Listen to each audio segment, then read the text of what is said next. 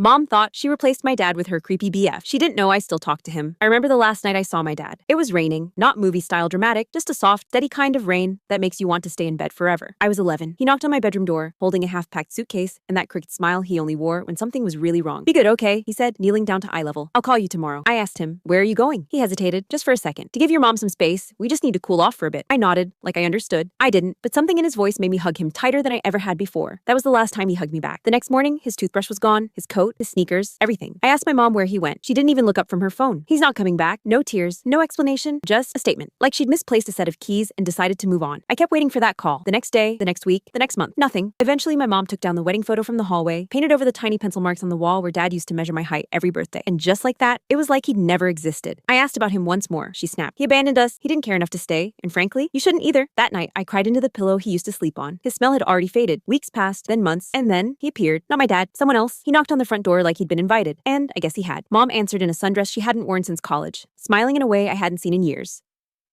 "This is Daniel," she said. "He's a friend." Daniel. That name still makes my stomach twist. He moved in within 2 weeks. No announcement, no conversation. One day his toothbrush was beside hers, and I knew what that meant. I didn't like him. At first, I couldn't explain why. He wasn't mean, not openly. He smiled too much, laughed too loud, made jokes that always felt like they had something sharp hiding underneath. He brought me gifts, a new backpack, a tablet, even a pair of limited edition sneakers. But every gift came with the same line. "I just want to be part of your life, buddy." I never asked him to be. One night, I woke up to find him sitting at the kitchen table. Lights off. Just him, staring at nothing. When I asked if he was okay, he smiled and said, "Couldn't sleep. Just thinking." I said goodnight and went back to my room. But I didn't sleep either. Because something about his voice felt like it was rehearsed, like it wasn't meant to be heard. A month later, my mom told me to start calling him Dad. Just like that. No discussion, no warning. "It's confusing when you don't," she said. "People won't understand." But I understood perfectly. She was rewriting the story, erasing the man who actually raised me. I wanted to scream, to ask what happened to the promises, to all the bedtime stories, to the way she used to smile when my real dad walked in the door. But I didn't, because something in her eyes told me the version of her I knew was gone too. That night, I did something I wasn't supposed to. I went into the garage, the one she never let me go into anymore, found the dusty box with all the old junk she said she threw out. And there, buried under wrapping paper and forgotten books, was my dad's old phone. I charged it in secret, waited, then powered it on. The lock screen lit up. There were no missed calls, no texts, but there was one number saved under a name I didn't recognize. I clicked it anyway and typed 4 words. "Is this still you?" 10 minutes passed. Then the screen blinked. One new message. "Is this my kid?" My hands trembled, and for the first time in months, I felt something I thought I'd lost forever. Hope. At first, Daniel tried too hard, like a salesman who doesn't know when to stop smiling. He called me champ and kiddo, like we were in some sitcom from the 90s. Asked me if I wanted to toss a football, said things like, "I know I'm not your real dad, but I can still be your best friend." I didn't answer because I didn't need a best friend. I needed someone to stop pretending my life hadn't just been ripped in half. He acted like he knew me, commented on my music taste, tried using the slang my classmates used online, always a few weeks behind. And every time I was quiet, he'd say, "You're just like your mom, so independent, so strong." But I didn't feel strong. I felt watched. Like every move I made was being logged. 2 weeks after that first message to my dad, we were texting regularly. We kept it simple. No names, no photos, just stories. I told him about school. He told me about his job, his new apartment, how he'd wanted to reach out but didn't want to make things harder for me. "I never abandoned you," he wrote once. "I never would." I believed him. Because when I asked him things only my real dad would know, like the name of my stuffed shark or what he made me for breakfast on the first day of 3rd grade, he remembered every detail. Meanwhile, Daniel kept getting weirder. Subtle things at first. I'd find him in the hallway outside my room when I opened the door. He'd say he was just checking the thermostat. Only, we didn't have a hallway thermostat. Then I caught him looking through my school notebooks. When I asked what he was doing, he smiled and said, "Just curious. I like knowing what's going on in your world. Like I was a puzzle he was trying to solve. Or a machine he was trying to program."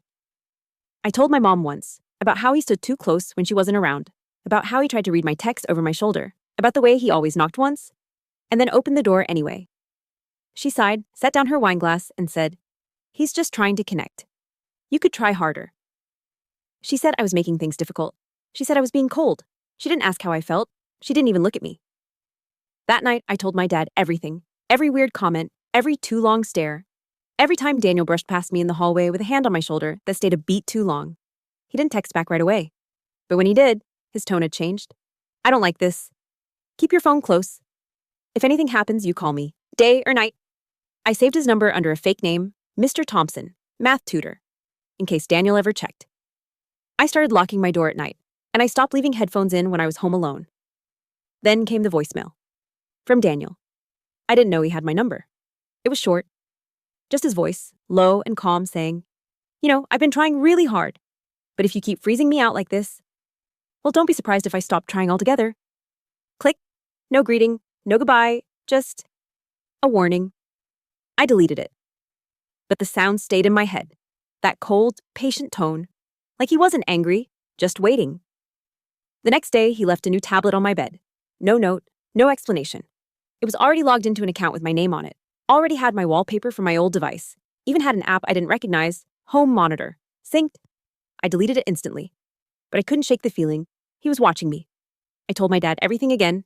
This time, he didn't just listen. He said, I'm not going to let him keep doing this to you. We're going to make a plan. A real plan. Not just texting in secret anymore. Because Daniel wasn't just creepy now. He was dangerous. And Mom? She was either blind or helping him pretend I couldn't see what was right in front of me. It always happened when she wasn't home. Daniel changed the moment my mom's car disappeared from the driveway. Not loud, not violent, just quieter. Still. Like a hunter watching from the trees. The first time, I was in the kitchen making cereal. He stood in the doorway, arms crossed, staring at me like I'd done something wrong. You always lock your door now, he said. I shrugged. He stepped closer. Too close. In this house, we don't keep secrets. I didn't answer because I was holding one so big it buzzed in my back pocket every night, and I wasn't ready to let it go. The next week, my mom went to visit her sister overnight. Daniel offered to order pizza. I said I wasn't hungry. An hour later, he knocked on my door. Didn't wait. Just walked in, holding out a plate of food like an offering. Can't have you starving. Come on, let's at least eat together. I told him I was tired. He stood there for a moment, then smiled. That awful, empty smile. Okay, champ, your loss. But he didn't leave the plate. He took it with him. And that scared me more than anything. Because it wasn't about food, it was about control. After that, I started recording. Not obvious, just voice memos when I was alone in the house with him. The way he'd pause in the hallway outside my room. The way he'd whisper my name when he thought I was asleep. One night, I heard the sound of my bedroom door handle being tested. Slowly. It was locked, but barely. I started sleeping with a chair pressed against it, and I told my dad everything. He didn't just listen this time. He started asking questions. Smart ones. Have you noticed cameras in the house? Do you have access to the Wi-Fi router? Has your mom ever checked your phone without asking? I didn't understand at first. Then I did. This wasn't just about a creepy boyfriend. This was about surveillance, about isolation, about manipulation on a level I didn't even realize I was living inside. My dad sent me an old burner phone the next day, hidden inside a package labeled math books. No one checked. I texted him from the new number. He told me he'd been documenting everything. He had copies of court filings, screenshots of emails Mom had sent after the divorce, emails where she accused him of things that weren't true, things that could destroy a person, and she knew it, because she had the power to rewrite the story. Then one afternoon, I came home from school and saw Daniel in the living room, staring at the TV. Except the TV wasn't on. He was just sitting there, not blinking, not moving, like he was waiting for a cue in a play. I said hi. He turned and said, Your mom's lucky. Most people don't get second chances at love. I nodded slowly. He stood. You're lucky too. Most kids don't get a second father. That was the last straw. Not the words. But the way he said them, like it was a warning, like I owed him something. I went to my room, locked the door, sat on the floor with the burner phone, and I told my dad, I'm scared. For real this time. His reply came in less than 30 seconds. I'm coming. You just have to help me prove it. That night, I went into Daniel's office. The one Mom always said was off limits. I used the spare key I'd found taped under the drawer in the kitchen. Inside were receipts, USB drives, a drawer filled with prescription bottles, none with his name, and a folder labeled legal insurance, just in case. Inside, a list of payments made from my mom's account, to a private investigator, to a lawyer, to someone listed only as asset handler. I took photos of everything, sent them to my dad. He didn't reply for 20 minutes. Then finally, good job. Now I need you to do one more thing. You ready to set a trap?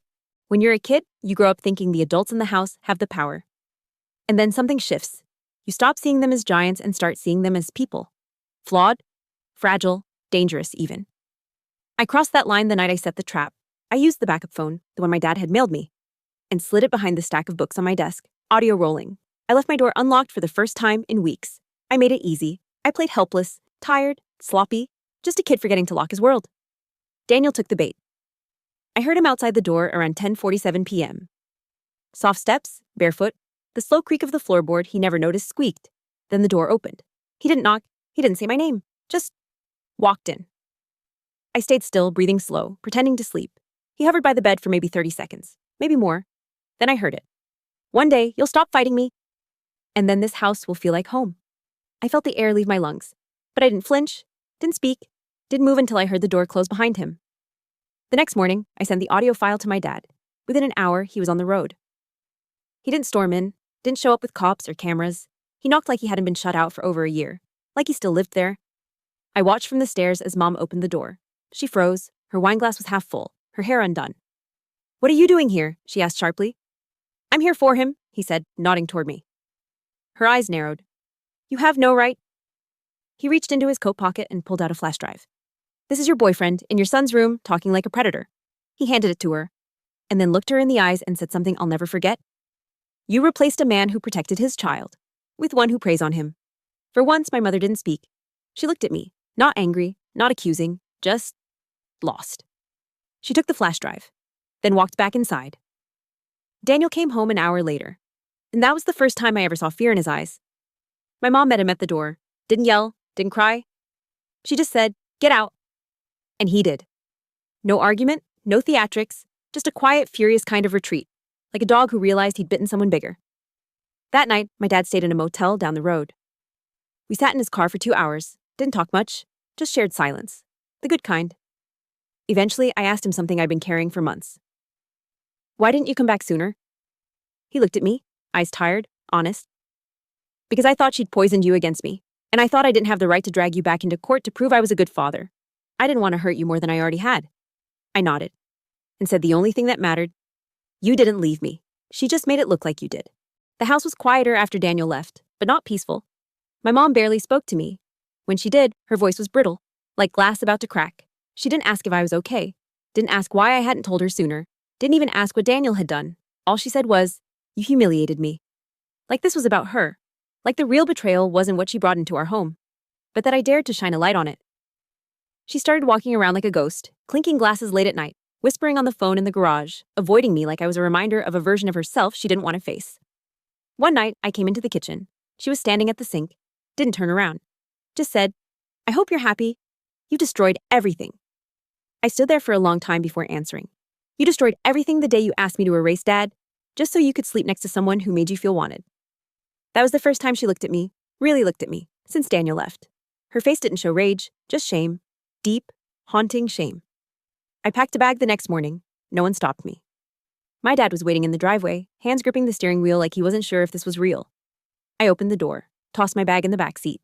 He looked at me and said, "You sure?" I nodded. And from the front porch, my mother stood watching us.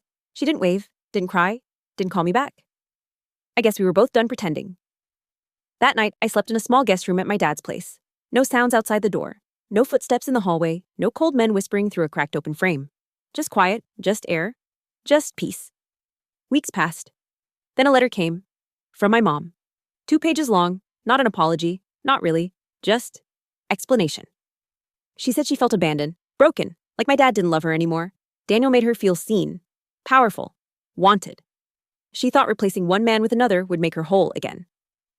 But all it did was replace truth with illusion. She ended the letter with, "I hope one day you'll forgive me, but I know I gave you every reason not to." I haven't responded. Maybe I will. Maybe I won't. But I've learned something I never understood before. You don't owe anyone forgiveness just because they're blood. And being someone's child doesn't mean being their shield. Now my dad and I talk every day. We cook together, laugh a little more, share silence without tension. He never asked me to choose sides because he never forgot I was a person, not a pawn. Some people say forgiveness is strength, but I think clarity is. And my clearest moment came when I looked my mother in the eye and said, "You tried to replace him, but he never tried to replace me." That was the moment I stopped being afraid of what the truth might cost and started choosing what it was worth.